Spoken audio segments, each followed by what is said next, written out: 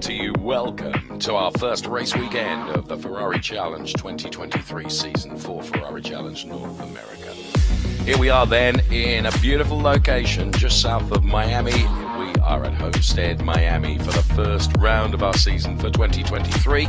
And it's day 2 of our race weekend. And what a couple of races we had yesterday. And we have qualifying to come this morning on this excellent track. 2.2 miles, 15 turns await our drivers, who of course have picked up so much data and knowledge following yesterday's free practices, qualifying sessions and races, and we're ready to go all over again today with qualifying to come first of all. And what a beautiful backdrop it is, as you can see, as we reveal this wonderful Homestead-Miami Speedway, which is where we are for today's racing.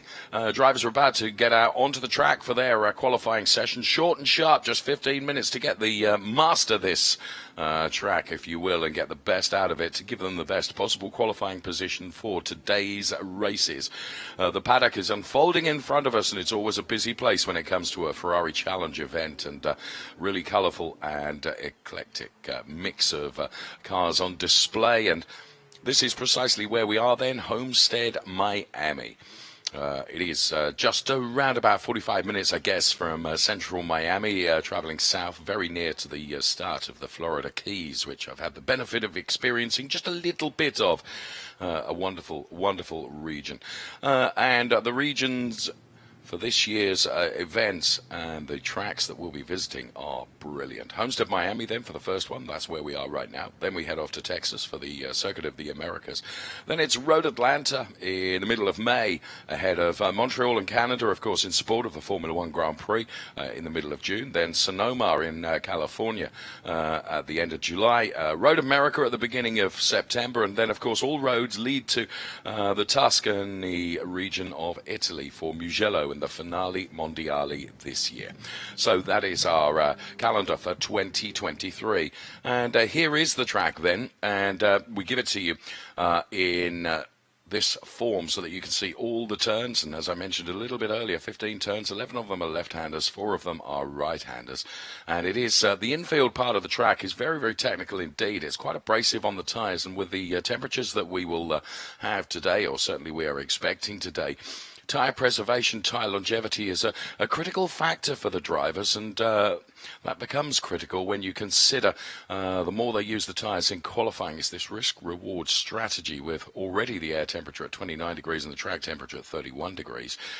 Do you go out early on and bank a quali lap and then park the car and keep the tyres in the best possible condition for the race, or do you go all out for grid position and perhaps compromise the tyre life that you will have in the race? That's the decision for the teams and for the drivers as well. And down there in the pit lane for us, brilliant to be working once again with Shay Adam. Good morning to you. Good morning, Dave. And breaking news, we've just heard over the race control radio, a backup car has been approved for Neil Langberg, who had an incident at the end of yesterday's Coppa Shell race, resulting in him needing that T car. So he will be going out for qualifying for the first time this weekend on track with the backup car. So Neil Langberg, glad to have you back on track. But as I mentioned, the race ending under a yellow yesterday, that doesn't have any negative effects, though, from what our pole sitters were able to do in the race. They both pulled away from the remainder of the field, so qualifying a little bit more important. The good news is the track conditions, very similar, maybe about 5 degrees Fahrenheit cooler than when the race ended yesterday, but the track is still clean. It's still very, very rubbered in. It's going to be a fun, fast qualifying session for the Coppa Shell AM cars. Thanks so much, Shay. Fun and fast, and great to hear that Neil Langberg, who, contact with the wall yesterday. Obviously, the damage to the car is such that he'll be in a T car, but it's great that he's going to be back out there on the track. So that really is good news indeed. Of course, yes, qualifying temperature a little bit cooler than that they experienced yesterday. You can see the cars lining up, and Dan Cornish is first of the pack, ready to go ahead of Anthony Di Carlo for this Coppa Shell qualifying as we get the green flag then. And yesterday it was a great job done by Dan Cornish for Ferrari of Austin. He finished the race P2. It was a brilliant battle he was having with Lisa Clark that we enjoyed, and of course Shay alluded there, the race finishing under a caution, but Let's see what our drivers can do in qualifying. So this is very much an installation lap for them, and my theory, my best guess is that the drivers will try and bank a lap very, very early on. Anthony Di Carlo then in class finishing P5 yesterday for Wide World Ferrari. He is out there following Dan Cornish right now, who, as I said, finished in P2 in the same category.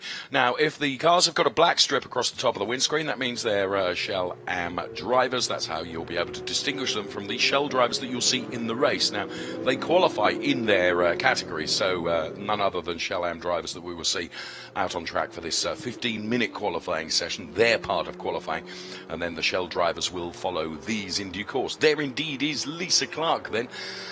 We could see just in the background there, but we're looking at the 169 car, which is driven by Darren Bernstein for Ferrari of Washington, who banked a P4 yesterday in the race. So Darren Bernstein will be wanting to go just at least one place higher than that in the race today and finish on the podium. He was just off the podium yesterday, as I say, finishing in P4. So we'll see what Darren Bernstein can do within qualifying, because critically, it's the time that you set in qualifying determines your grid position for the race to come this afternoon. And do bear in mind that, of course, the two categories are mixed up when it comes to the race, and Lisa Clark then bails and dials into the pit lane. She was victorious yesterday. Brilliant job done yesterday for Lisa Clark in the 127 car, and she'll be hoping to build on that success from yesterday. Already the first couple of minutes of qualifying are done, and we will see some meaningful lap times on the board in due course when this installation lap is completed by the drivers. So we're watching the 163 car once again of Dan Cornish, Ferrari of Austin. I spent a lot of time with Dan and his wife last year in Monterey at Pebble Beach at the fantastic Casa Ferrari event there. And Dan, a really, really colourful character and a great driver as well. And we're running the clock on Dan right now. And we're looking for times in the 125s, I would suggest. Anthony Di Carlo then following, and we're splitting the times so we can follow these two then during this qualifying session around the 2.2 mile or 3.5 kilometre Homestead-Miami Speedway track. And the infield section makes way now for part of the original oval, where you climb up onto the tarmac and the very hard and unforgiving concrete wall, and that is just some semblance of the speed from these 488 Challenge Evo cars. Then absolutely wonderful racing car that the drivers really relish and love. It has been such a successful car, and the drivers absolutely love driving these cars, and the performance is extraordinary. So as you can see, I was alluding to times maybe 125s, 126s. We're away from that at the moment, but expect this lap now to be perhaps a good deal faster, as everything has been brought up to temperature and up to speed. Of course, it's critical for the drivers not only to get the tyres up to temperature, but the brakes as well. And they use the brakes to dissipate the heat through the rims onto the tyres to bring that temperature up to the tyres. We've got 4 times from Dan Cornish, Anthony Di Carlo, Jason Camp then for Ferrari Westlake, and also Darren Bernstein. And Neil Langberg has already put in a 1:38.643. Dan Cornish is the quickest at the moment. And we will see how it plays out in the next 11 minutes or so of this qualifying session. You're very welcome. Delighted that you've joined us very early on. Jeff Nunberg is on something of a mission for Ferrari of Central New Jersey. We were watching Jeff Nunberg there, and he's already gone second fastest with a 1:33.966. Expect that to come down as well. He's got traffic ahead of him, which will potentially compromise this lap. And this is where the teams play such an important role, as we see Lisa Clark now, because the teams can identify when the drivers should go out, when they're going to find track space, and not going to be necessarily hindered by any other driver that's out there. You can see the brake discs really lighting up, on the rotors, as I should say, here in the USA. And so Lisa Clark then wanting to very much build on that fantastic achievement yesterday, taking the race win, and an absolutely breathtaking overtake on Dan Cornish, which was worthy of move of the day, that's for sure. And Lisa Clark then taking that to P1 yesterday. She'll be hoping to take P1 today, both in qualifying and, of course, in the race. That's always the aspiration So where are we at now? The fastest time is 1:28.788, 1:28.788, and that has been posted, may I say, by Darren Bernstein. He has delivered that for Ferrari of Washington, a 1:28.788. Then it is Dan Cornish with a 1:29.044. And we'll keep our eyes on Lisa Clark now for Ferrari Beverly Hills, because this is looking like it's going to be something of a hot lap. So you can see Lisa is throwing absolutely everything at this, just kissing the apex of that turn perfectly. It's a textbook away around this circuit that Lisa is delivering for us through the chicane. Everything nice and tidy, and back on the power then, and heading, of course, to break the timing beam and deliver the best time possible as Lisa Clark crosses the timing line right now and does go quickest by some measure, 1.2 seconds quicker than Darren Bernstein. She has delivered a 1:27.584, so provisionally that is P1, so well done. We picked up on Lisa, giving us that perfect example of how to get the best out of A, the car, and B, the track as well. And Lisa has, once again, delivered the fastest lap, a 1:27.584. We still have, though, 8.5 minutes of this qualifying session to come. And we have times from all of the drivers at the moment. The top three are Lisa Clark, Darren Bernstein, and Dan Cornish. But we're watching Jeff Nunberg right now for Ferrari of Central New Jersey.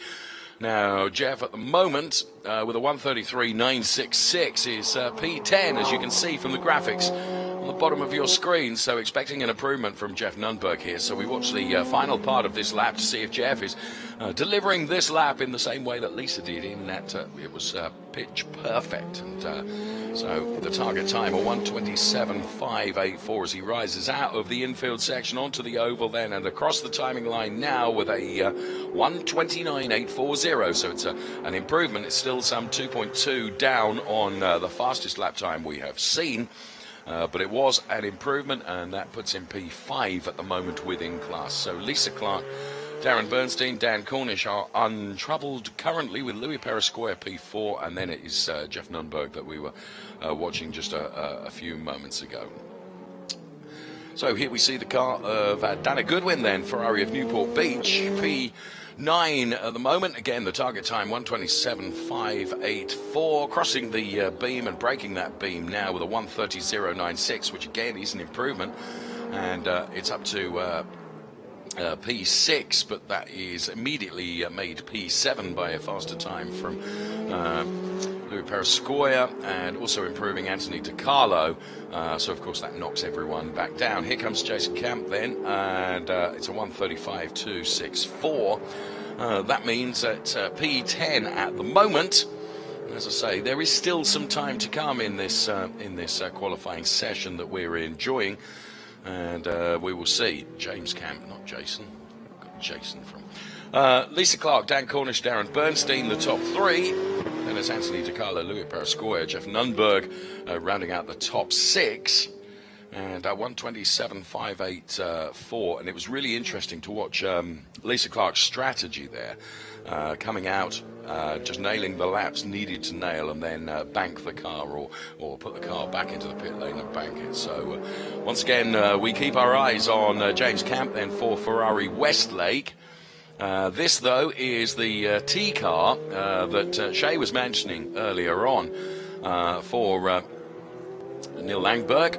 And Neil Langberg at the moment for Ferrari South Bay is P9 in terms of the times, with a time of 1:31.770. 1:31.770. So now bear in mind, when you see the T on the car, that means it is the training car. It's a spare car, and therefore Neil will not be necessarily as at one with this car as he was in the car that he was driving yesterday. But an off on the track meant that the approval had to be gained for a spare car to be used.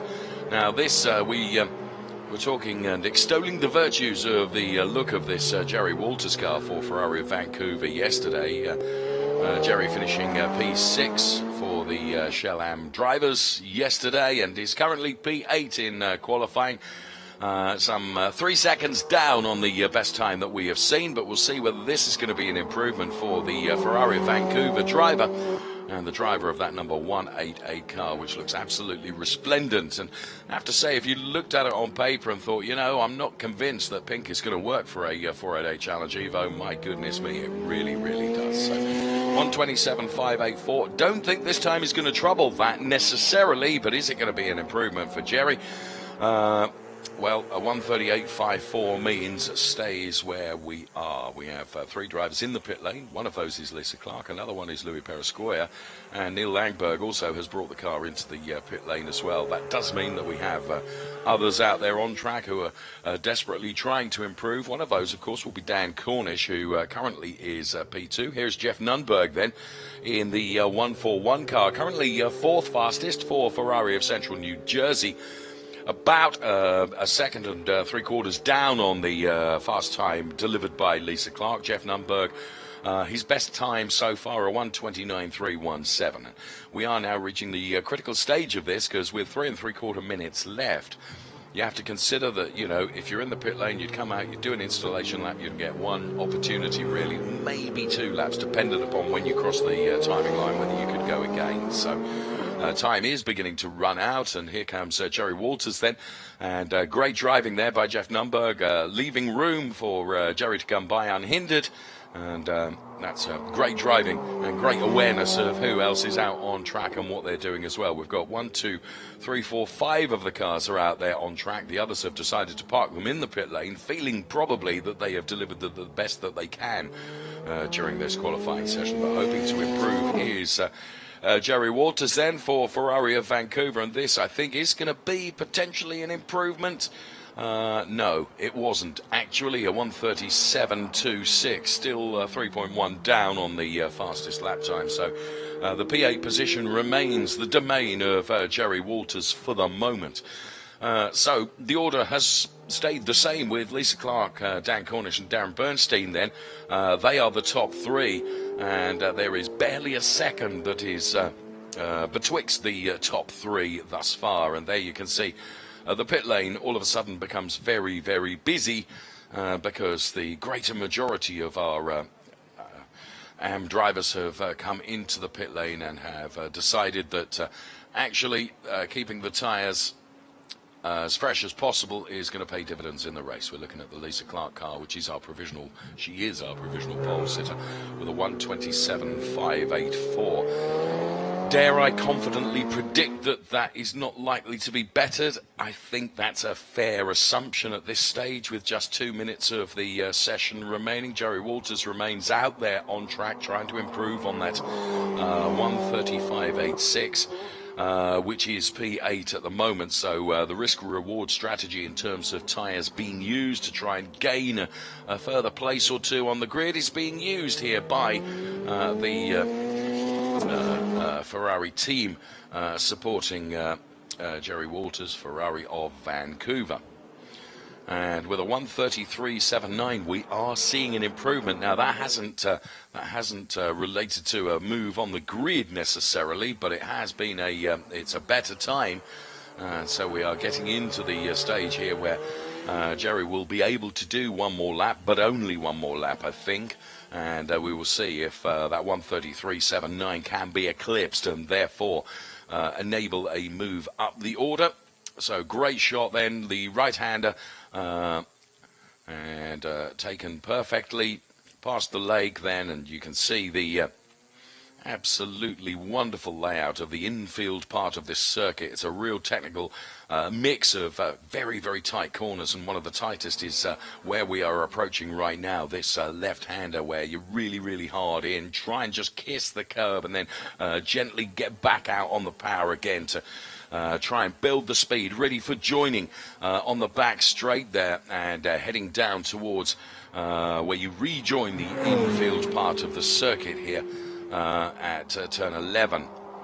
So just 20 seconds left on the clock for this qualifying session for our Coppa Shell AM drivers. Bear in mind the Coppa Shell drivers will be following almost immediately, and Jerry Walters has decided that there's no improvement on the cards, and therefore we'll bring the car into the pit lane, and with no one else out there on the track, that means the checkered flag is out, the session is completed, and it means it's pole position for Lisa Clark for Ferrari Beverly Hills. A great weekend Lisa is having thus far. And can she make it 2 out of 2 in terms of the race? We will see, of course. The race is to come a little bit later, and we urge you to be make sure you are part of that so that you can enjoy the races. And they were both the races that we saw yesterday from not only these drivers, the Coppa Shell drivers, but also the Trofeo Pirelli drivers were very, very good races indeed, and urge you to be part of that a little bit later on. So there you can see the 162 car of James Camp to the left-hand side of the picture, just making its way to the Parc Fermé area. Here comes confirmation of the results from qualifying. Lisa Clark then, almost a full second quicker than Dan Cornish, who is P2. Then it's Darren Bernstein and Jeffrey Nunberg ahead of Anthony DiCarlo, Louis Perescoia, Dana Goodwin, Jerry Walters, Neil Langberg, and James Camp then complete the top 10 in our Ferrari Challenge Shell AM drivers qualifying session. Their 15 minutes on track has been delivered, and Lisa Clark was victorious and is victorious in terms of nailing that pole position. So great job done by Lisa Clark and the team.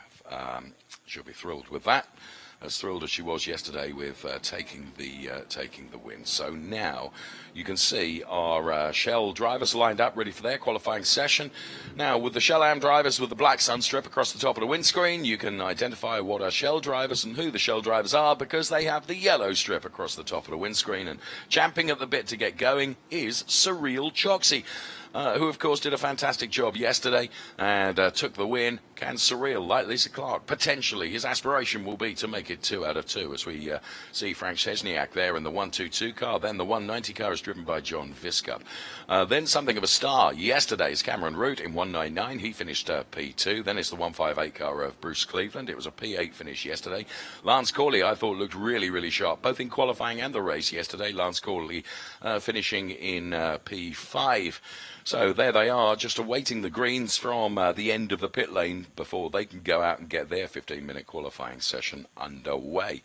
And we are a couple of minutes, 2.5 minutes away from that starting, so we can talk about this wonderful Homestead-Miami Speedway then, which is where we are for our first round of the Ferrari Challenge, 2.2 miles, 3.5 kilometers. Now, in construction, the 4 lakes that you can see and have been seeing during our fantastic shots, they were created to provide more than 2.5 million cubic yards of lime rock to create the banking, and that's absolutely amazing, as is Lisa Clark. Absolutely amazing in qualifying P1. And Lisa is with Shea Adam right now.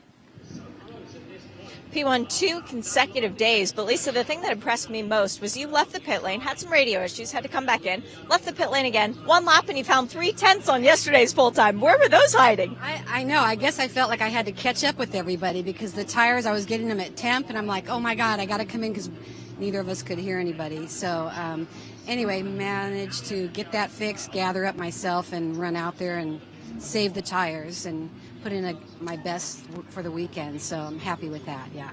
How important is that going to be come green flag time later on for the race? You know, I experienced it yesterday a bit, so there's definitely challenges in the start, even at pole in my class because of the class in front of us. So we just have to keep the drivers behind me best I can and allow to kind of get around the ones in front of me if I can, just to create some space. We'll see what happens. Can't wait to see what happens. Good luck later on. Congrats on another pole. All right. Thanks, Jay. Thank you. Well done indeed. Lisa Clark then 2 out of 2 in terms of pole positions. And as Lisa said, you know, it's not so easy when it comes to the start of the race because inevitably we'll have some Shell drivers ahead, and it's critical within class to keep those Shell AM drivers that are champing at the bit behind. And Lisa did losing out at the start of the race, but came good with that fantastic overtake on Dan Cornish and went on to be victorious in the race. And 2 out of 2 has got to be a possibility for Lisa Clark, and that will certainly be the ambition, have no fear.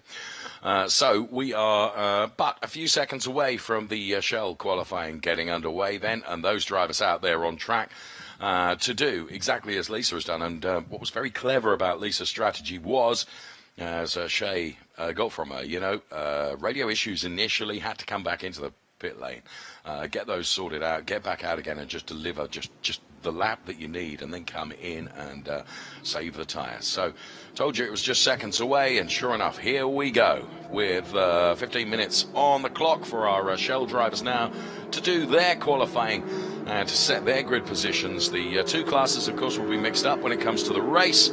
However, we are expecting perhaps the Shell drivers to be just marginally quicker than some of the Shell AM drivers. We will see.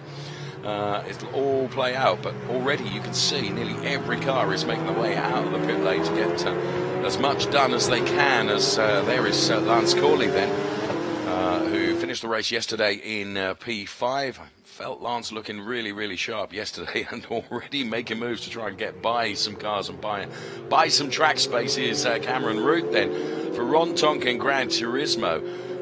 Cameron finishing P2 in the race yesterday and looked very, very lively in the Shell category, and expect Cameron Root to, well, his ambition is going to be, of course, to be one step higher up on the podium. Shay, I was really, really impressed with Cameron yesterday. When you consider Cameron's background and coming into the Ferrari Challenge, I guess in your take is the same. Yeah, very much so. Somebody who was an unknown quality at the start of the weekend and now has come away with the first podium in his first ever weekend, let alone his first ever race. So very impressive speed from Cameron. We'll have to see what he does in this qualifying session. But I was interested in what Lisa said about needing to save the car for the race after learning so much in that first race yesterday, Dave, because of course they were driving around and around, but they also learned how much they need to save for the end of the race. And given that they're racing first today, it'll be less hot than it will be for the Trofeo Pirelli cars, if that makes any sense. Peak heat in Florida is around 3:30 in the afternoon. So they were close to that for yesterday's race. But how are we going to see that play out in qualifying? As you rightly said, pit lane's empty. Everybody's out there on track right now trying to set a time for Coppa Shell. Who's going to be the first one to set a lap and come park it? And how is that going to reflect when we get to green flag time for the race? When, by the way, that's the points paying time.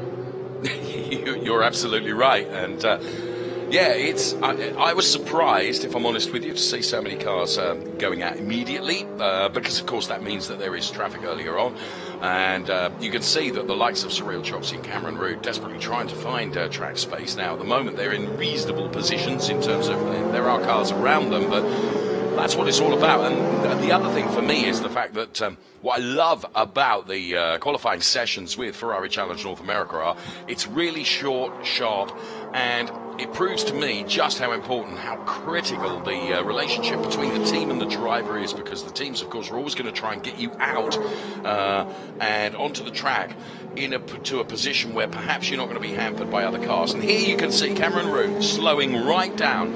And the reason for that is to now try and get something of a slingshot and go for what will be Cameron Root's first timed lap.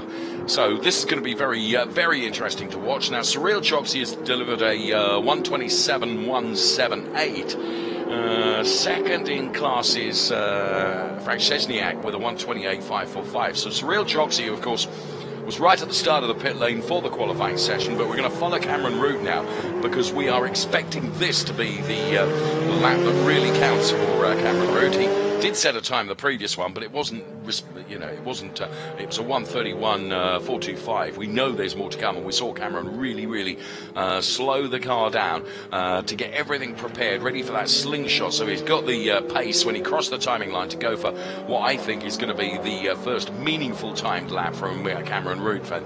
Ron Tonkin Gran Turismo, and as Shay said, making his debut in the Ferrari Challenge and taking a podium on debut is something really to behold. Absolutely great driving yesterday from Cameron. And let's see what he can do on this, his first real qualifying lap then. Cyril Chopsy is P1 at the moment. Frank Szczesniak is P2. Then it's Bruce Cleveland. But here comes Cameron Root then back to the infield part of this circuit with 10.5 minutes of this quali session remaining. This is Ferrari Challenge North America. And it is our qualifying session for our Shell drivers then to set their grid positions for the race to come this afternoon. Up onto the banking then comes Cameron Root, heading towards the timing line and crosses the timing line and breaks the timing beam and goes third fastest with a 1:20. 127.207, 127.207, so he's got to find 6.5 tenths because Frank Szczesniak has now gone quicker than Cyril Choksi with a 126.542. Around there, I think that was the car of Ray Acosta. Ray Acosta found the grass during the race yesterday as well, and despite that, Ray Acosta finishing the race P13. Let's go on board here, and we're on board with Ray Acosta then.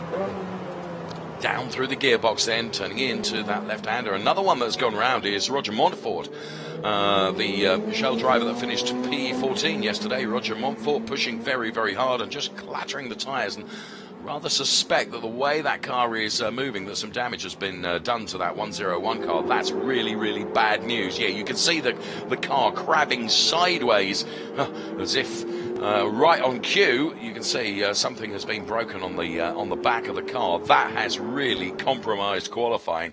And here we can see, thanks to our guys for getting on that replay so quickly, just coming off that turn, took a little bit of the curb, and that was enough to spit the car around and, made contact with the concrete safety barriers. So, there you go. There's the 112 car, the all-yellow car of Mike Lully, who finished P11 yesterday, just going past Ray Acosta in this qualifying session, where it is Frank Szczesniak then is quickest with a 126.542. Then it's Cameron Root, then it's Cyril Choksi, then it is Jan Bernier.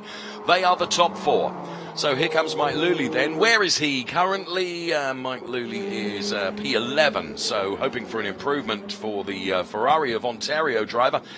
Veteran, if I dare say that, and I know Mike won't be offended of the Ferrari Challenge. He knows the series, knows the cars really, really well, and 126.542 is the target. We're not going to trouble that, I don't think, as Mike breaks the timing beam with a 131.45, and that means he doesn't improve his time. So 8 minutes remaining now of this qualifying session that we're watching, and lots going on, and one or two cars having found areas of the track that they really didn't want to. Jan Bernier then for Ferrari of Seattle that we're watching now, and we're running the clock on as well. Now, Jan finished on the podium yesterday with a very, very creditable P3. It is currently P4 in qualifying.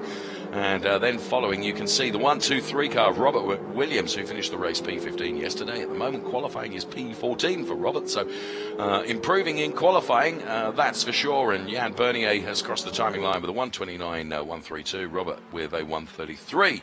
So it's as we were then at the top of the chart, with Szczesniak, Root, Choksi and Bernier.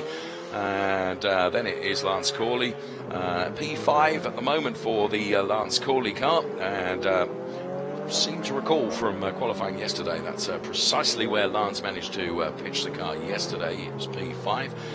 And here we can see the 195 car of Paul Lynn, who finished P16 in the race yesterday. And Paul Lynn at the moment is P13 for Ferrari of Newport Beach with a time of 131.229. So what have we got? 6 3/4 minutes of time available to these drivers to try and improve. And of course, again, we go back to this relationship they have with the rubber that is propelling these cars around the track, because that is, do you spend more time out there on track trying to better your lap time and therefore move further up in the grid, or are you thinking, I'm going to be better off saving the tyres and using that additional life in the tyres to run the race? And that's pretty much the strategy we saw from some of the drivers yesterday, and we will see if they choose to adopt similar strategies for today. Top four are unaltered at the moment, with Frank Szczesniak then for Ferrari of Tampa Bay unchallenged with his 126.542 at the moment, and indeed has parked the car in the pit lane. I can see from our timing screen as we continue to follow the action out there on track, with just under 6 minutes remaining. An improvement has come from Paul Haugen, who has moved up to P13 in class. We ride on board with Ray Acosta right now. So down through the gearbox, just kissing the curbs in the 107 car, then flat out, and let's split the screen. This is a brilliant opportunity for you to see what it's like from a driver's side perspective inside the car, and also how that plays out in terms of the car car's performance out there on track. You can see with both of the screens here. So Ray Acosta doing a very good job at the moment, I would suggest, and Ray Acosta is hoping to improve. It's P11 in class at the moment, P14 overall, but has decided to bring the car into the pit lane. So I was just bigging up, hoping that was going to be a great lap from Ray, and he chose, possibly, having listened to me, that to heck with that, I'm not going to help him, I'm going to bring it in. So, fair enough. There's Thor Haugen then, who I was mentioning has improved. It's a P13 for the 125 car for Ferrari Westlake at the moment. Szczesniak, Root, Choxy and Jan Bernier untroubled in the top four at the moment, with Lance Corley, it says on the left-hand side of your screen, as you can see, P6 overall, but that's P5 in class. So here is the Ferrari Westlake driver, potentially hoping for an improvement. A 126.542 is the target. We're not going to get there, but we are going to deliver a 138.27. 138.27. And that means the P13 place remains. So on the order on the left-hand side, the reason we give you both classes, so it is both the Shell and the Shell AM drivers on the ticker on the left-hand side, is so you can see how that is playing out and how the grid is going to line up. Whoa, that was a breathtaking moment for David Voronin, for the Foreign Cars Italia driver of car number 177. Just the back end of the car letting go a bit. Now, David is P7 in qualifying currently within class. That's P8 overall. It was a 128.272. And unfortunately, that little brief sideways moment will have cost valuable tenths. There's no question about that. And 3.5 minutes of the session remaining. You see, David has really taken his foot off the gas and realised that actually just that one moment completely compromised the lap. So will he build for another lap? We will see. Certainly it is looking like that at the moment, but my goodness me, how many times have I been proved wrong? And this could be just another example of me being proved wrong again.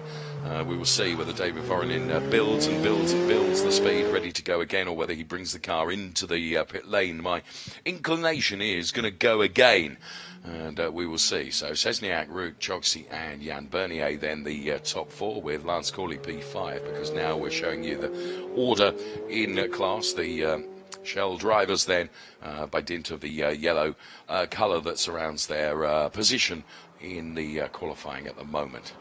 So here comes the 155 car then, the 195 car of Paul Lynn. And Paul Lynn currently P14. So we'll see whether Paul Lynn is going to go again in just a moment.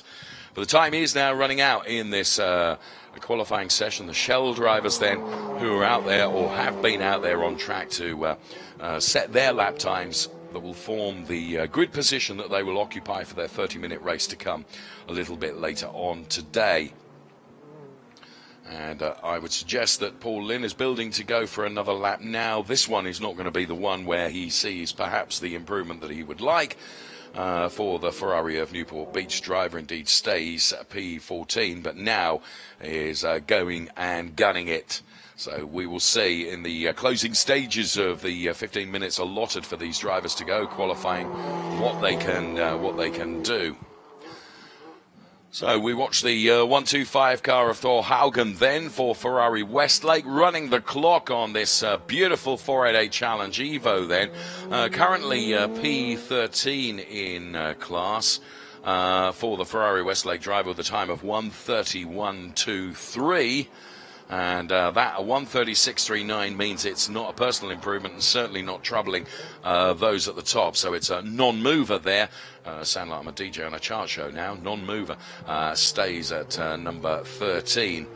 So I think the order we have is pretty much the order that's going to stay now. I don't think anyone I can see is on a massive improvement. So it's going to be Szczesniak, Root, Choxy, Bernier, Corley, Cleveland, Voronin, Dalton, Naranjo, Visca, Costa, Lully, Haugen, Lynn, McWilliams, and Montfort. That's the way it's going to look for our Shell drivers when they line up on the grid this afternoon. And we're looking at the Frank Szczesniak car then.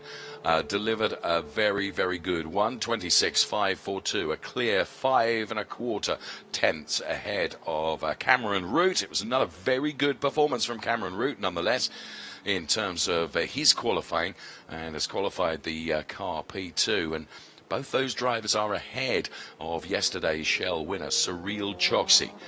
Cyril would have liked to have banked a pole position, of course, and we saw yesterday where Cyril was able just to get away and up the road and just focus on his race and was undaunted and untroubled by anyone behind him. But not going to have the benefit of that today because he's going to have Cameron Root and Frank Szczesniak ahead of him. So we watch the Haugen car come into the pit lane then and brings to a close our Shell qualifying session, both for our Shell drivers and for our Shell AM drivers as well. Frank Szczesniak, Ferrari of Tampa Bay, pole position within class. Well done with Shea Adam now. It's got a nice ring to it, and especially representing another Florida dealership. Frank, yesterday in the race didn't go according to plan. What did you learn from yesterday's race that made you able to get that pole position today? You know, I think it's first race of the year jitters, overcommitting on turn 1, turn 2, learned my lesson. Try to improve. Obviously, we did some good improvements, so I'm happy with the results today. A very competitive class. You know, it's going to be a great race, so looking forward to it. How important was it to get that lap in fairly early in your qualifying run? I think it's I think it's important because, you know, obviously the variable out there is, you know, full course yellow, red flag, and then no time. So it's important to be at the tip of the spear here for this field because they're so competitive. So we wanted to accomplish that, so I think we did. So feeling good. Hopefully the race results reflect that. First trophy of the year, first trophy of the weekend, first trophy of the day. Congratulations. Thank you so much. I appreciate it. Thank you. Well done, Frank. Charming man, great driver, and very interesting to listen to what he said about needing to be out there early on. Here's the result then from qualifying. Frank Szczesniak then, who we've just heard from, pole position. Then it was Cameron Root and Cyril Choksi, Cyril being yesterday's race winner. Then it's Jan Bernier, P4. Good quality from Lance Corley, P5. Then Bruce Cleveland, David Voronin, Matt Dalton. William Naranjo and John Viscup then complete the top 10 of our Coppa Shell drivers in terms of their qualifying. They are ahead of Ray Acosta, Mike Lully, Thor Haugen, Paul Lynn, Robert McWilliams, and Roger Montfort. That's the way. The 16 drivers will line up for Coppa Shell when it comes to their race a little bit later this afternoon. So, beautiful backdrop of one of the lakes here at Homestead-Miami, and there indeed is the venue for the Ferrari Challenge Hospitality, which is up high there and provides and affords a wonderful view, bit like this really, where you can sit and enjoy the hospitality from Ferrari, which is of course always first class, and what a view you have over this wonderful, wonderful track. Talking of a wonderful track, let's take a look at it from an onboard perspective right now. Hi, my name is Dylan Medler, driver number 15 for the Collection Ferrari of Miami, and I'm going to take you for a lap around Homestead-Miami Speedway. So here we're on the front straight of Homestead-Miami Speedway, going up the 6th gear, looking for our turn-in point for turn 1. You turn in flat, you go to the brakes before the change of pavement. You want to carry speed through turn 2, all the way track out, and then you want to brake for 3, and you want to sacrifice this corner so you get a good shot for turn 4. You get into the banking early to settle the car, and then you're flat out here. This straightaway you go up to 6th gear, and you start looking for your braking marks around 300. You go down to 3rd gear, and you short shift to 4th. You use as much track as possible to open the corner for turn 7. So you do a light breathe of the throttle and then back on. So now we're on the straightaway. You go up to 6th gear, you look around, see there's cars coming, and you brake at the 2, down to 3rd gear. You square off this corner to get a good shot off. There you go. So then now you're on the back straight. You're going to go up to 6th gear here, and now you're already looking for your turn-in point for turn 10. So you're going to get ready to do a light breathe of the brakes, and then back on throttle at the apex to settle the car, and you brake. You try to carry as much speed through turn 11, but sometimes you counter oversteer. And then here's turn 12, where you sacrifice it to get a good shot into 13, And you want to get on the banking as quick as possible so you don't start scrubbing speed. And once you're on it, you get as close to the wall to set up for turn 1. And that's a lap around Homestead-Miami Speedway. Thank you so much. Dylan Medler then, who finished the race P4 yesterday. What's fantastic about watching that onboard lap with Dylan Medler, as you can see, right at the top of your screen now, where you come off the infield section and you rejoin the banking, my goodness, the car really, really moves, and you have to control that. And Dylan Medler controlled it really, really well. It was great to watch and great to see.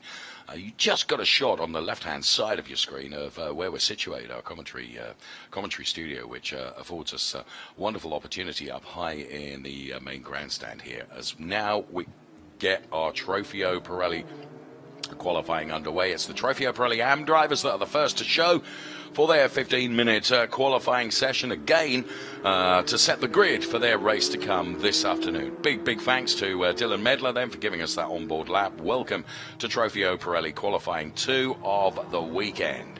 And let's see what these drivers are going to be able to deliver for us there. We're looking at the car of Dave Musial, who finished P2 in the race yesterday. Great competition between himself and, of course, Dave Musial 2.0, his son, Shea Adam. They are 2 of my drivers to watch for today's races, actually. Dave, funny that you mentioned that. But the funnier thing is right behind him was yesterday's race winner going out for qualifying, that being Mark Musso.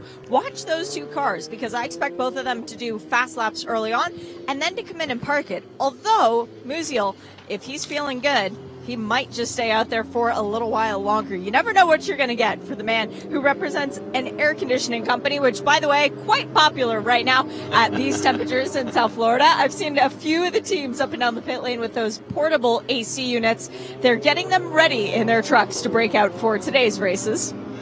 You need to go and borrow one of those and put it in my backpack here. It'd be blooming lovely, it really would. But just while I have you, Shay, I was, we're looking, of course, at Dave Musial, the senior of the 2, who's out in his Trofeo Pirelli AM qualifying, and I felt that senior qualified better yesterday than junior, so I think there's going to be real needle between the 2 of them. Although they're in separate classes, I'm expecting junior or 2.0 to try and do a little bit better today. Would you agree with that? I would completely agree with that. And the funny thing is that 2.0, they used to say he does everything just a little bit better. That's why he's now in the top class. But for this racetrack, it has favored senior. So we'll see if things can balance out in the Musial household. Let's see. That's going to be a lovely inter-family battle, isn't it? That will come a little bit later, because we're watching senior out there on track at the moment, although the car that we're actually watching at the moment is the Mark Musso car. And as Shay said, Mark Musso was victorious yesterday for Ferrari of Ontario. And Mark Musso going to go out and try and bank a lap very, very early on. I would suggest you can see that we're running the clock on Mark Musso right now. Mark with the resplendent colours of his 488 Challenge Evo. Let's see what Mark can deliver then. The early stages of this lap. Looking for times in the 126s, 125s, potentially. We will see. It is certainly very, very warm here at Homestead-Miami, and the track temperature, when last we checked in, was something like 31 degrees. And therefore, the risk-reward strategy that I've been talking about so often with regards to how much you push those tyres in qualifying relative to what you will gain in terms of your grid position, just maybe, you will sacrifice a grid spot or 2 to give you better tyres for the race. Who knows what's going on in the mind of the teams and indeed the drivers as well. So Mark Musso that we're watching now through the chicane, for my money, I would just wonder whether Mark, and there you can see that bump that Dylan Medler showed us earlier when he gave us his onboard lap. I just feel that Mark Musso there slowed up significantly to go for a lap this time around. So 1:36.07 is still good enough for P2. But he has been bested by Dave Musial as we watch the number 33 car right now of Omar Balgassoon for Ferrari of Fort Lauderdale. Finished P10 in class yesterday for Trofeo Pirelli AM. Again, with the wonderful canvas of these 488 Challenge Evo cars. The Omar Balkasoon car is a complete and total work of art. The order is Dave Musial. Alfred Kaiola now goes second fastest with a 1:27.721 ahead of Mark Musso and Brian Kaminsky. But we're watching Omar Balkasoon then, who, as I mentioned, finished the race yesterday, P10. We'll be hoping to improve on that for today, and the first part of that improvement will doubtless come during qualifying. 1:26.6 is the target time. It's away from that, a 1:31.819. It's still good enough for P6, but that's not where he wants to be. Chris Cagnazzi has just gone third fastest, and not only that, in the news we can bring you the fact that McCade Wang has gone second fastest with a 1:26.865, barely 2/10 down on Dave Musial. And Tony Davis then for Continental Autosports is now third fastest with a 1:27.096. Now, Tony finishing the race P4 yesterday, just off the podium, and I really felt he was going to get a podium yesterday, but it didn't come as Mark Musso now goes second fastest. I predicted that the lap that we watched was not the lap that was going to count. Now, car number 66 has given us a new provisional pole time. That's Brad Falver, who has delivered a 1:26.261. So has relegated Dave Musial to P2 in the order now. And here's Chuck Whittle, who now goes second fastest, pushing Dave Musial further down the order. Dave Musial, incidentally, is in the pit lane. So great lap from Chuck Whittle then, who in the race yesterday, driving that number 68 car, finished P3, was on the podium. Here is the number 3 car of Brian Cook then for Ferrari of Seattle. The target time 1:26.26. This could be a good time, and it is a 1:26.759, so just a shade under 5/10 behind our provisional pole sitter. And a big sideways moment there for John Horetzi. Then you could see that car getting lit up sideways. That will have really compromised this lap. So John Horsey then with a 1:26.456, perhaps not compromising the lap as much as I expected, because it is still fourth fastest. So, Mark Musso, as Chris Cagnazzi goes quickest and gives us the first time of the first sub 1:26 time. That's 1:25.992. 1:25.992. Mark Musso, who, we are expecting great things from, is now pushed back down to P6, and we're watching Michael Porter now. And Michael Porter crosses the timing line, and this is going to be a good time from Michael Porter. It's a 1:26.163. So Michael Porter then, it's Cagnazzi, Whittle, Porter, then Falver, then Davis. Wow, so much going on. You can see from the ticker on the left-hand side of your screen that times are moving all the time. This is the number 3 car of Brian Cook. Brian Cook is currently languishing, if I dare say that, down there in P11. Wants to do better than that, and perhaps this lap is one that is going to elevate him through the order, although I would suggest not with the time that we're seeing on screen at the moment. So Cagnazzi, Vittel, then it is Porter, now P3. Brad Falver is P4, then it is Tony Davis P5. So 7.5 minutes remaining, and this qualifying session really is turning out to be as dramatic as we imagined. Now here comes Dave Musial to try and respond. Now, unbelievably, Dave Musial is down to P9. This is Mark Musso then. I remind you, yesterday's Victor, P7 at the moment, crosses the timing line, and it's going to be this lap that Mark Musso tries to look for an improvement on, because P7 is not where Mark Musso expects to be within class for our Trofeo Pirelli AM cars. So Cagnazzi, Vittel. Here is the number 3 car once again of Brian Cook then, and Brian Cook is currently P11. You can see the order on the left-hand side of your screen of all of our Trofeo Pirelli AM drivers that are out there, and here comes the number 9 car of Alfred Kaiola then. Now, Alfred Kaiola sitting in that P10 position, feeling that perhaps with 6.5 minutes remaining, maybe that will be it for his qualifying. Chuck Whittle has come into the pit lane as well and is parked up in the pit lane, having delivered a 1:26.033. So P2 for Chuck Whittle. Chris Cagnazzi then, fastest driver out there on track. Here is I think that is the Kaminsky car that we can see coming into shot with Mark Musso right behind. And diving down, I was wrong. It's Tony Davis. And Tony Davis is at the moment P5, just 3/10 down on our pole sitter. So here comes Tony Davis. I was going to say going for an improvement, but he's not, because he indicates left and comes into the pit lane. So 5 3/4 minutes with Chris Cagnazzi leading the session currently. Chuck Whittle P2, Mark Porter P3. That's the way it looks. And here then is the number 33 car of Omar Balkasoon. And Omar Balkasoon will be hoping to find an improvement because it is P14 at the moment. As we see around there is the number 98 car of McCade Wang. So that car stricken means that there is a red flag. So that Omar Balkasoon car, therefore, can't presumably get going, and we can see the reasons for that. Made contact with the barriers there, and that means that the session has been suspended with the red flag. So McCade Wang then, unfortunately, finding the unforgiving concrete barriers, and that means, and it's precisely what was being said earlier on about, you just don't know what's going to happen in the qualifying session, and therefore, that's why sometimes it just pays to be out there and get the lap banked. Because you don't know how the session is going to unfold. As the red flag came out, it was Cagnazzi, Vittel, Porter, Falva, Davis, the top 5. So Tony Davis then walking away from his car, and with the clock continuing to count down, I suspect that the session is going to be called at that point. Don't think there'll be a resumption of the session because with just 4 minutes on the clock, even if the clock were to be stopped, it's not going to give us enough time for anyone to go out there and meaningfully improve upon the times that they have set already. Of course, we have to wait for the official confirmation of that. It's only our assumption that that's what will happen.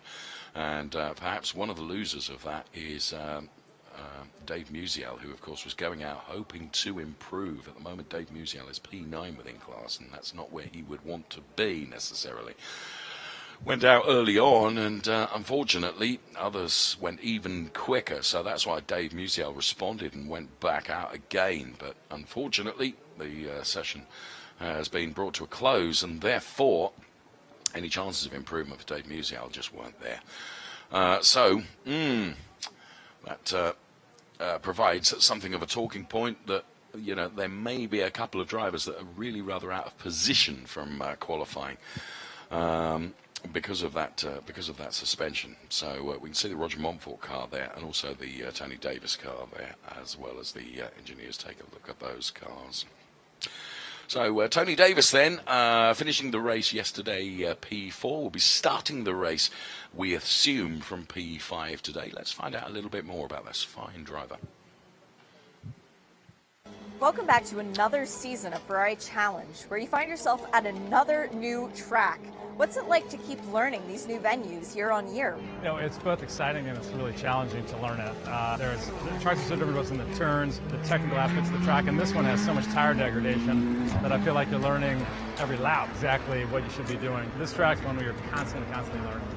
This is an intimidating place to come into for the first time, but you're joining a new class as well. How much more difficult does that make it? This is definitely intimidating. The class I moved into, AM, there's really talented drivers. I mean, if you look at the times this morning, there was a very small separation between about 6 drivers, 10th, half 10th.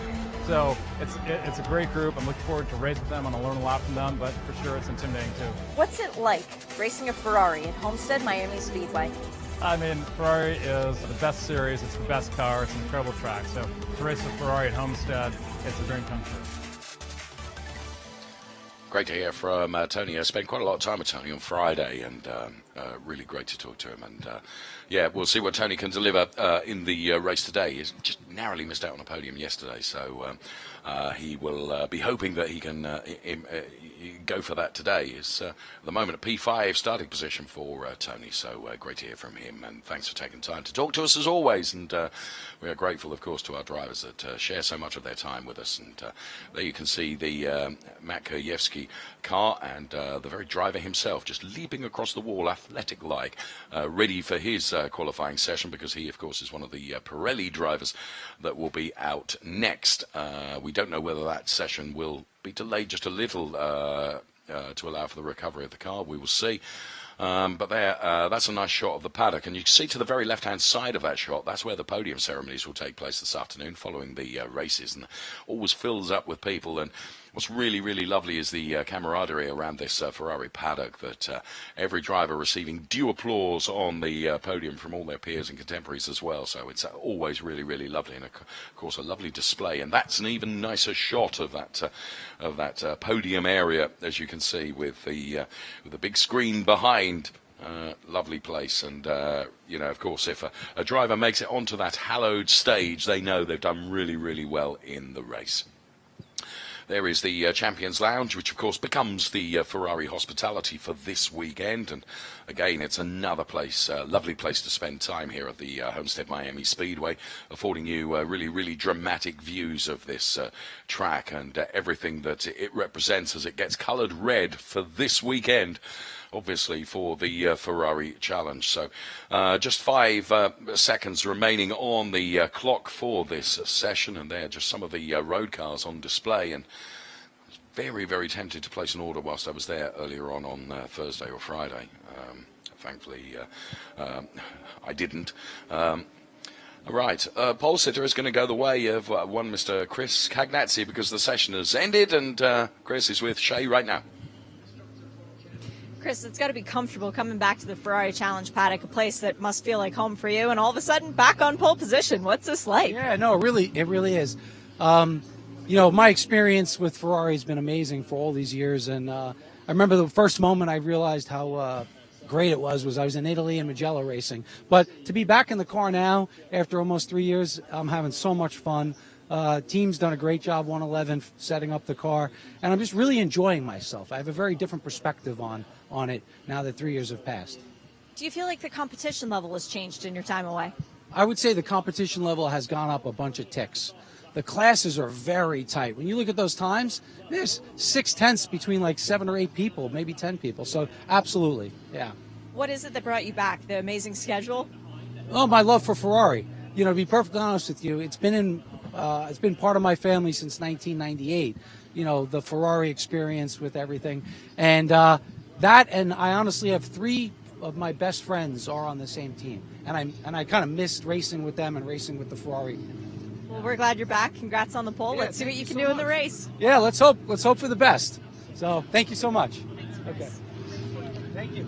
We are delighted that you're back, Chris Cagnazzi, for Ferrari of Long Island. Done a great job and has delivered a 125.992, the only driver into the 125.992 in class. As you can see there, it's pole position for Mr. C. Cagnazzi. Chuck Whittle, P2. Michael Porter, P3. Brad Falver, P4. Tony Davis, P5. John Horsch, P6. Mark Musso, P7. Brian Kaminsky, P8. Dave Musiel, arguably out of position, P9, perhaps so too. Alfred Caiola, P10. That is the first page of our confirmation of the classification from qualifying. As we get to Brian Cook, P11, then McCade Wang, Justin Rothberg, Omar Balkasoon, and Ian Campbell then rounding out. And as you can see from the top 12 drivers, just 8/10 between them. That's reinforcing exactly what Chris Cagnazzi was saying about how close it is and how competitive it is.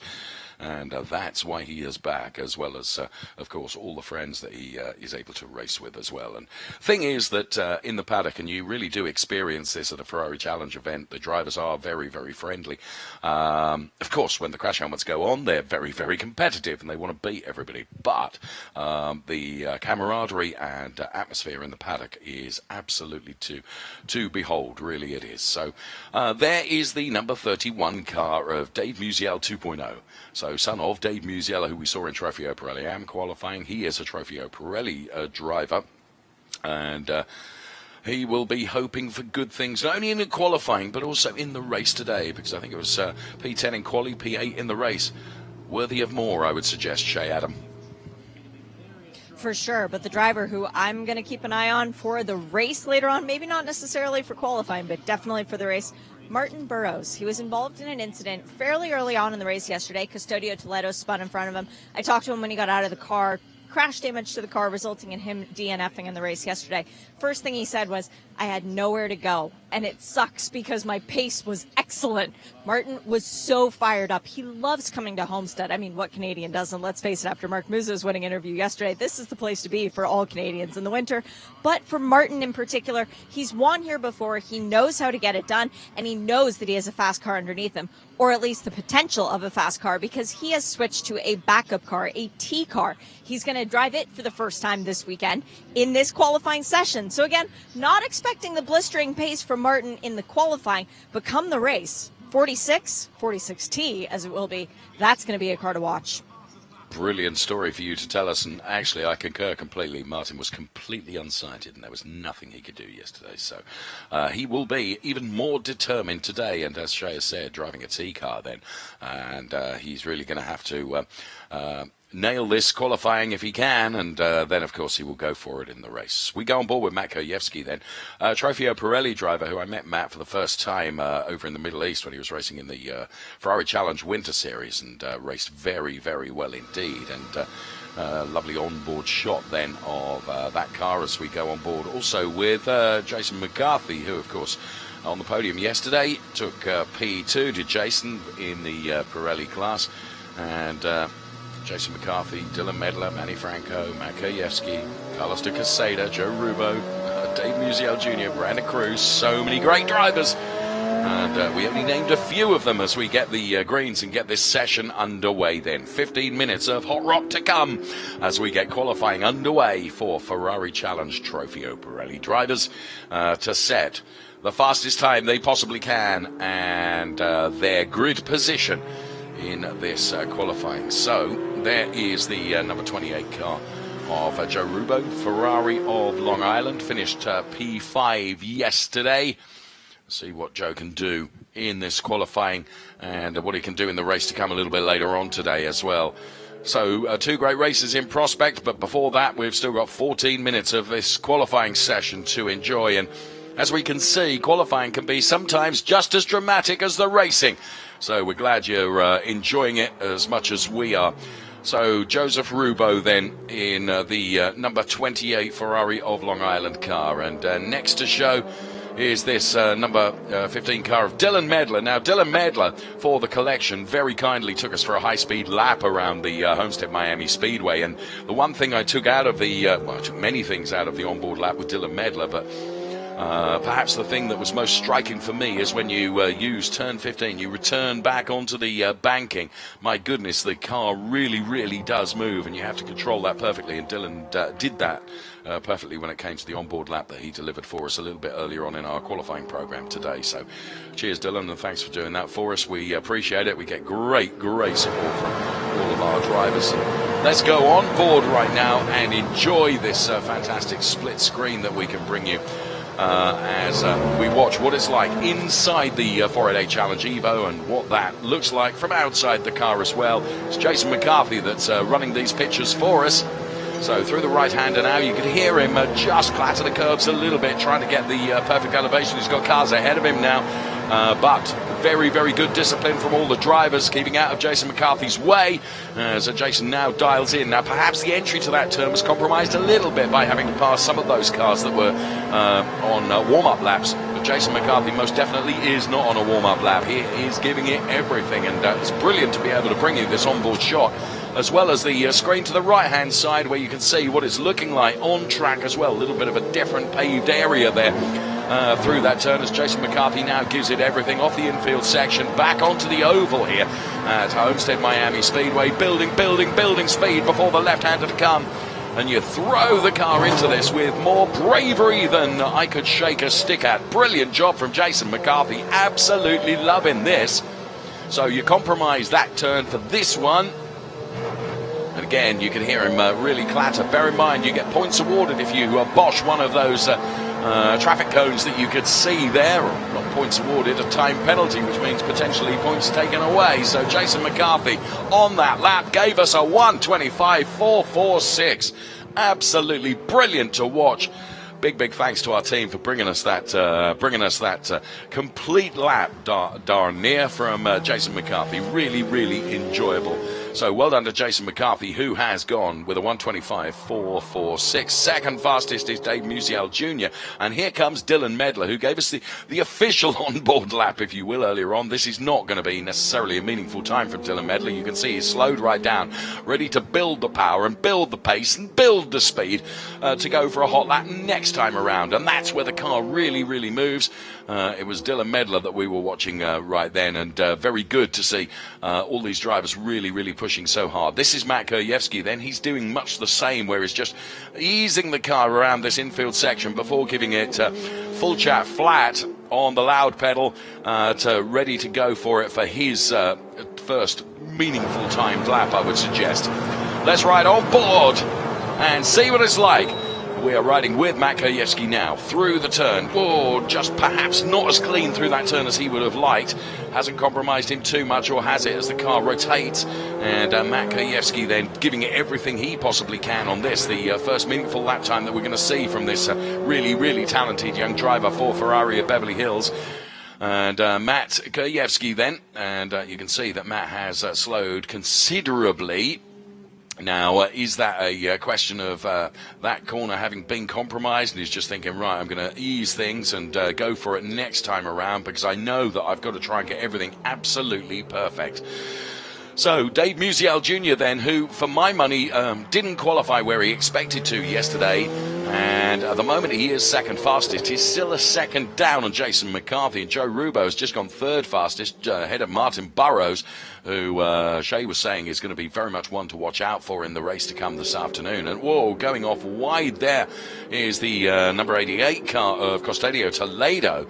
Now, he's currently sixth fastest, and Custodio has recovered from that really, really well. But of course, for the collection driver, that will have compromised that lap that he was on. So no one getting close yet to Jason McCarthy's time, which he set very, very early on in this session, of which there is less than 10 minutes remaining. So time counts down very, very quickly when you're up against the clock, of course.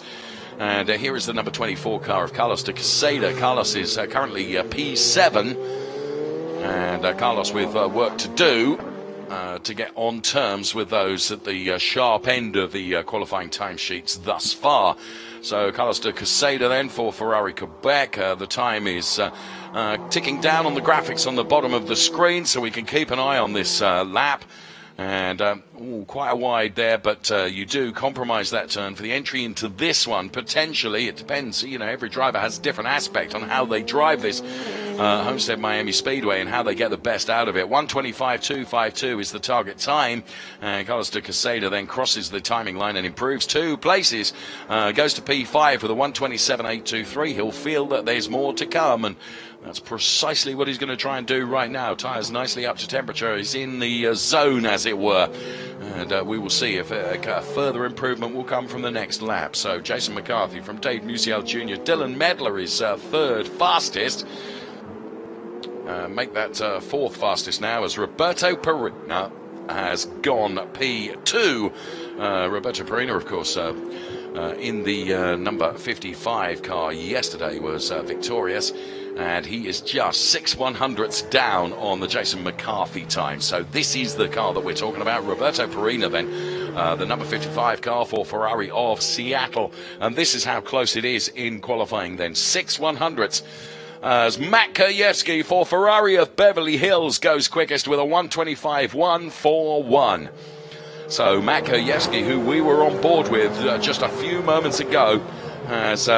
I said he's going to bail the lap that he was on, that we were watching him. He did that, but then the next lap, by Jiminy, he got everything absolutely perfect. And we go back on board with him now because he feels there's more to come from this car.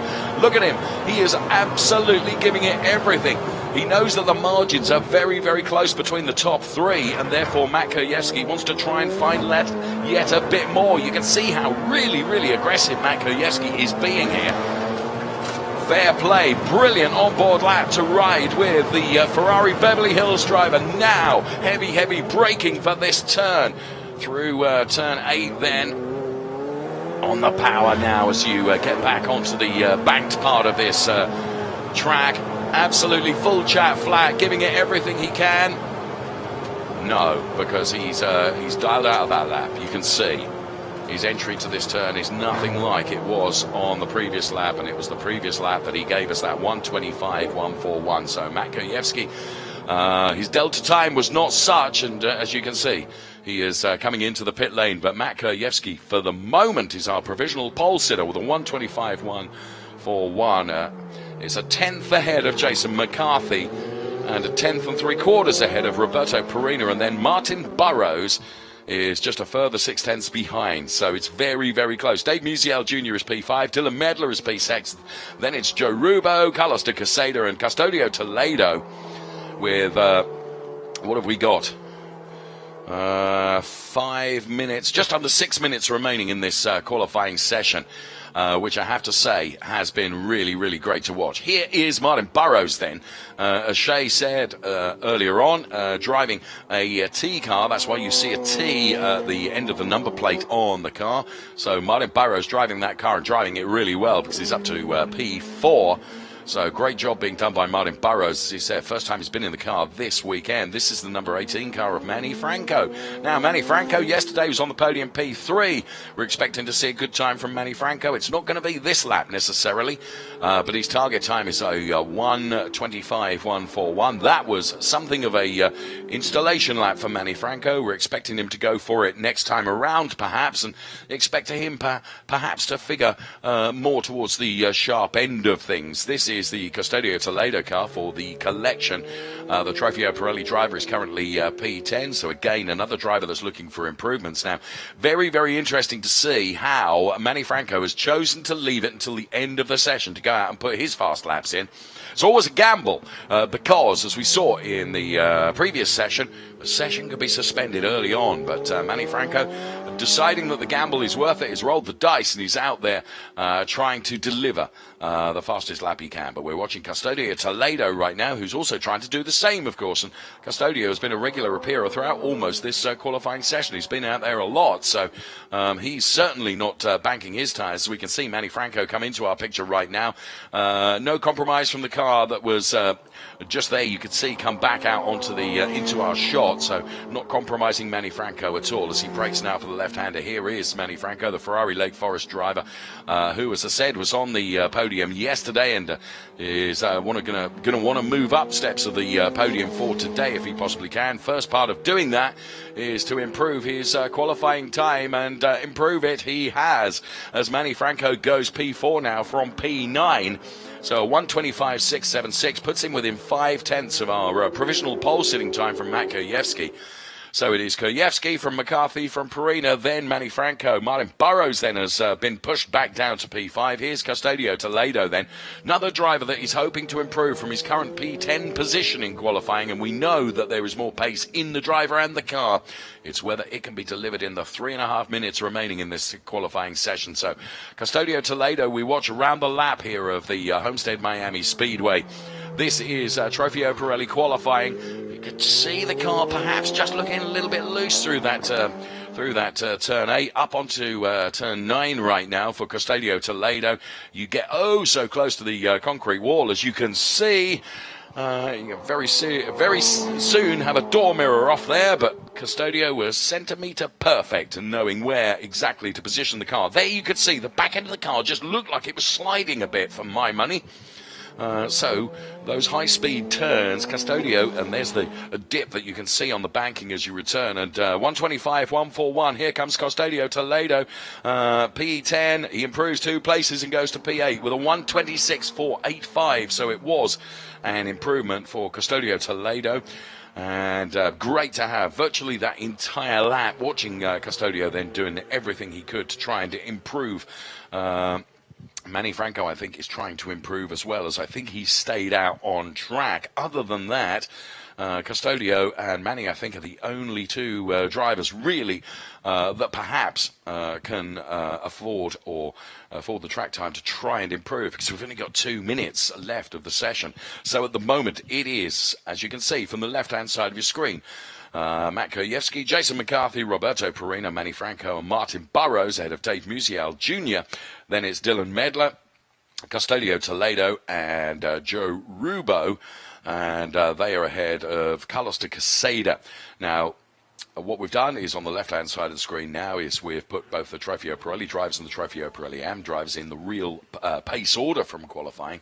So as you can see, the top 5 Trofeo Pirelli drivers are going to have a real advantage, given that Dave Musial Jr. is going to have, if it all stays this way, 3 Trofeo Pirelli AM drivers to get by before he can get on terms with Martin Burrows, potentially. That, of course, will all play out in the race. There's a wonderful drone shot as we follow the track and follow, I think, what is the Custodio Toledo car that's still out there on track as we get into the final minute of our qualifying session. And I don't say many things and predict many things, but I think I will predict that Custodio is going to come into the pit lane, and he does. So that means, for my money, Matt Kajewski is going to be pole setter. Now, I have to be honest, P7 from Matt Kajewski yesterday was not reflective, in my opinion, of the talent, and I think it's all come together today because it's P1 in qualifying. Matt will be very, very happy about that. Ferrari Beverly Hills driver, and I think going to be satisfied with that, and certainly no one is going to improve, so I would think that Matt will jump out of the car now if he hasn't already done so, and with just, no, you can still see him in there, I think. And the reason the drivers stay in the car is if somebody suddenly goes out and puts in a really, really hot lap and they feel that they want to respond, then they can jump out back out onto the track to do that. So, but the session is officially over now as the clock counts down to 0. So it is pole position for Matt Kajewski ahead of Jason McCarthy and Roberto Perina. They are the top 3. Brilliant qualifying that we've seen today, and if that's perhaps the starter, the first course to the races to come this afternoon, it's going to be very, very exciting. Very much looking forward to that. Trofeo Pirelli and Coppa Shell races, of course, to come this afternoon from the Homestead-Miami Speedway as we continue our first race weekend of our Ferrari Challenge North America season, which will encompass not only our event here in Homestead-Miami, but from here we'll head off to the Circuit of the Americas, then Road Atlanta, Montreal, Sonoma, Road America, and Mugello. Here are the results then of our qualifying for Trofeo Pirelli. Pole position for Mr. M. Kajewski. Well done, Matt. P2 for Jason McCarthy. P3 for yesterday's race winner, Roberto Perina. Then it's Manny Franco, P4. Martin Burrows in the T car, P5. Dave Musial Jr., once again, perhaps out of position, P6. Dylan Medler, P7. Custodio Toledo, P8. Joe Rubo, P9. And Carlos Ducaseda goes from P10. And that's the way the Trofeo Pirelli qualifying played out for us. And thanks to all the drivers for giving us a lot to talk about during that qualifying session. Very, very good to watch, and pretty dramatic as well. So it all bodes well for what will be, once again, another very entertaining race to come from the Ferrari Challenge. Don't forget to please join us at Ferrari Races. That's where you need to be. We'd love you to be part of the community at Ferrari Races. That's where you can join us, and we would love you to do that as we take another wonderful drone shot of this superb location, Homestead-Miami Speedway, for our first event, and some of the hauler trucks there, which, for me, always being a Brit coming to the USA, I mean, you do things properly. If you've got a truck to haul your race car, it's going to be a good one, isn't it? It takes me back to my days of a trailer and a Ford Transit van in my glittering racing career, which will leave that hidden for now because it wasn't so glittering as everyone thinks. There we are. The race is to come, and of course Matt Kajewski will be really, really thrilled with his P1. Shay, please pass on my best to Matt because you're with him right now. It's pole position for him. Will do, Dave. But we should have known that the guy who's got a background in stock cars would go well at the Roval. What is it, Matt, that you enjoy driving this track and not constantly turning left? That's a good question. A lot of work here for me to drive at Homestead. This track is not up my alley. So a lot of hard work went into the lap we just did. Was not expecting to be P1 after qualifying today. Yesterday was a really long day. I had some car issues. Confidence was not 100% going into that, so it feels pretty good.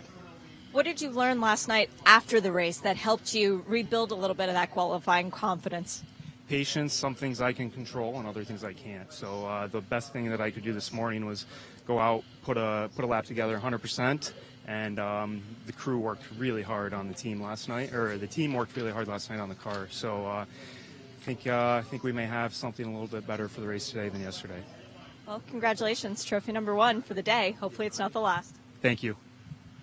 Matt Kurjewski then. Pole position for Trofeo Pirelli. Many congratulations, Matt. Looking forward to the race to come this afternoon. We've got 2 brilliant races from Coppa and also from Trofeo Pirelli. Ferrari Challenge, thank you so much for watching qualifying. We'll see you back here this afternoon for the races. Bye-bye for now.